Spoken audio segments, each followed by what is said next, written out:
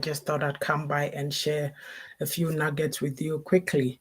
So I'm speaking about imprint, or what I call legacy. And it's from my book, my fourth book, Own It, which is a guide to taking accountability and responsibility for your own life journey. So if you'll give me a second, I will share quickly to some groups and then we can talk. I trust that your day is going well. It's already the 17th, so it's already the 17th of the month. Some people are already even on the 18th, so time is just flying, and I know everybody is busy, busy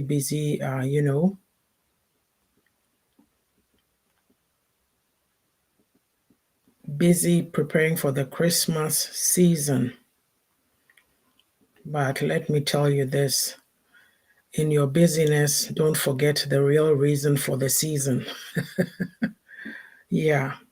And don't spend money, too much money that you don't necessarily have, because it'll become a problem later. In January, when the blues hit, right? Yeah. So anyway, let's get started. So my book, Own It, it's a guide to taking accountability and responsibility for your own life journey. Here it is, if you can see it. I'll be dropping the links to my books on Amazon in the video after I'm done here, so that you can, get your copy. So I'm speaking about imprint. And when we say imprint, every day there's a number of steps that we take, right? If you're on the beach, especially, you'll see it because of the water and all that. You step, you see your footprints. Yeah. There's a prayer called Footprints. Yeah. Where somebody's crying that, there was a time when they couldn't see any footprints, and God said, that is the time that I was carrying you. So imprint. So the question that I want to ask is, what imprints are you making on life? Or when you take this year, for example, what have you accomplished? What legacy are you leaving? And it's making an imprint. It does not have to be, you'll hear people say things like, oh, as for me, I'm not good at anything. Oh, I'm not big like them. Oh, that influencer over there, they have thousands of followers. No, making an imprint can be something little that you do. Maybe somebody is even watching out for your smile. It's your smile that gives them hope, that gives them life to push.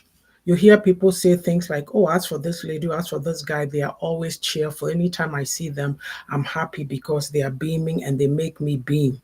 So, yeah, the thing about it is that in life, you can't stay still. You got to keep pushing and pushing yourself. What impact are you making on the life of others? What is your vision for your life? For myself, I've written books. I like to encourage people, especially women, empower them. I do short videos all the time. I have different things that I do. I come and share nuggets, and I believe that it's helping somebody out there. Even if you are able to reach one person, you are making a difference. Don't sit tightly or sit in your corner with your gifts hidden. You are here for a time, and you need to share what has been deposited inside you. So I'm speaking about the impacts you're making in the lives of others. What impact are you making on your children, in your relationship, in your workspace, in your church, in your organizations or communities, societies that you belong to? Are you being of service? Some of us are caught up in our own woes. Oh, poor me, woe is me, nobody's this, nobody's helping me, I don't have anybody, I'm all alone. And so misery it is. You can't do that. There are people who've gone through the worst situations on this earth, and you see them out there advocating, being an advocate, talking to other people, so that other people won't run into the situation that they ran into. So you see, there's always something that you can do. Yes. I'll read you this quote that I have in the book. It says, some people can touch your life for a brief moment, but will leave an imprint for a lifetime. That is powerful. You see, people come into our lives for seasons. okay? They may be in your life for just a season, but the impact that they have. So the mistake that some of us makes is God puts people in our life for a season only. But when these people have to leave, then we moan and we groan and we cry. But we don't realize that no, they were here for a season only. The door is not shut, you've not closed it off, but they came to do what they had to do. It's time for them to move on. So when we're talking of making an impact, what are some of the things like, making an impact? What are you going to be known for? What are your personal values? Will you be known for honesty, for example, integrity, compassion? In these times, we tend to think that, oh, the world, it's become a free for all, survival of the fittest, nobody cares, but people still care, people still appreciate honest people. Like, for example, a cab driver finding a wad of money in their taxi, in their cab, and then they return it to the proper authority so that the owner is found. People comment that when you see such posts on social media, you see that people say a lot of good complimentary things about such. So there's still room for that in our society. And then also, in terms of contributing to the world around you, maybe somebody may be volunteering at the food bank or a soup kitchen, or helping with kids, or even boys and girls club. There's all kinds of things. And of course, to the impact of your skills and your talents, are you blessing people with them?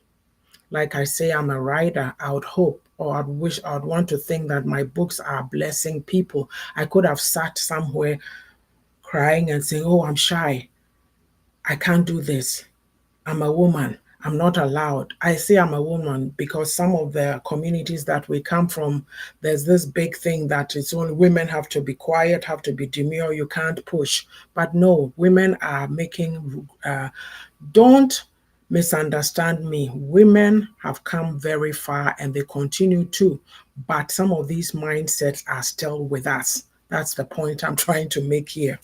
So you might find a man who tell you that they don't necessarily want to be with an educated woman because maybe they're intimidated or it's too much for them, right?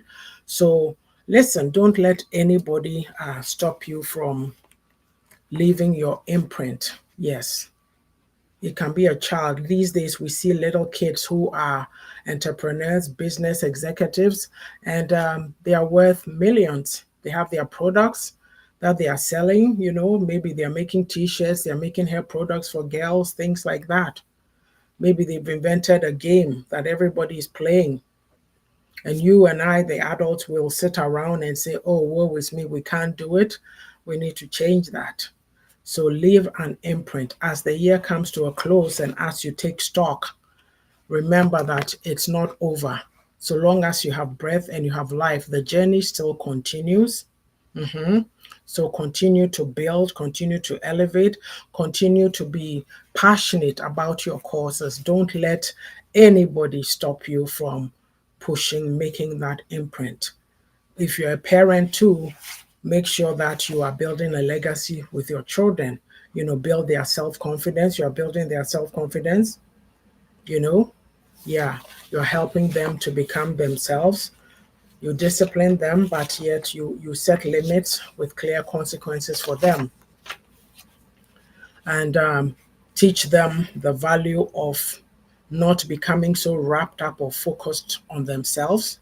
You are here for yourself to live a life, but you're here to also make an impact on others. So at every point in time, make sure that you teach your kids about giving. It's such a delight when you watch the news and you see school kids, you know, passing bags of presents to each other just to staff a bus, to staff an Edmonton Transit bus to help the needy people. And so it teaches them the value of community service, social justice, things like that. These are the kind of imprints that we can leave. So yes, this has been a book read with myself, Yaafod Atobra. I've been talking about imprints or legacy, and it's from my book, Own It, a guide to taking accountability and responsibility for your own life journey. So there's any number of programs that happen on this platform, at YAA'S Book Corner. We do Saturday Facebook Lives, but we're on a break right now. But I come every so often and share during the week.